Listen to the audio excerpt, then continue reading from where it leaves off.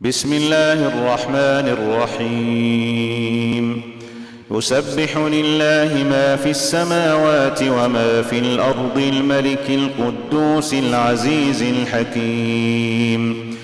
هو الذي بعث في الأميين رسولا منهم يتلو عليهم آياته ويزكيهم ويعلمهم الكتاب والحكمة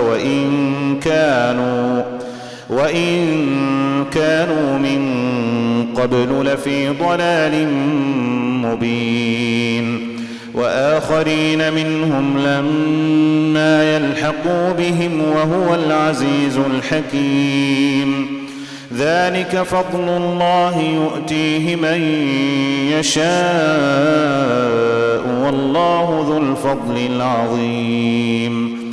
مثل الذين حملوا التوراة ثم لم يحملوها كمثل الحمار يحمل أسفارا بئس مثل القوم الذين كذبوا بآيات الله والله لا يهدي القوم الظالمين.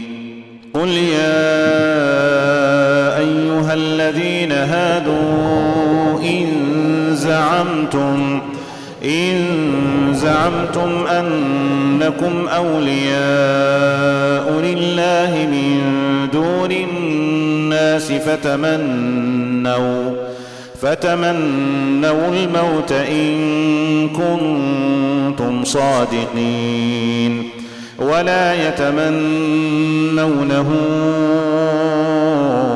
أبدا بما قدمت أيديهم والله عليم بالظالمين.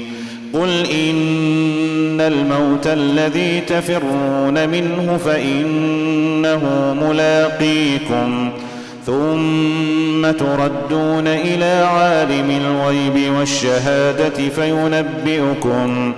فينبئكم بما كنتم تعملون.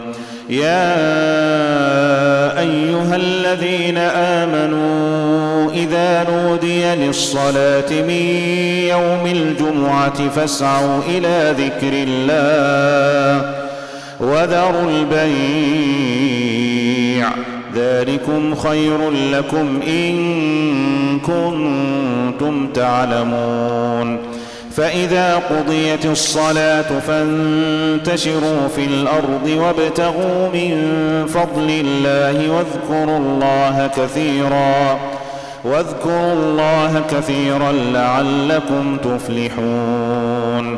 وإذا رأوا تجارة أو لهوا انفضوا إليها وتركوك قائما قل ما عند الله خير من اللهو ومن التجارة والله خير الرازقين.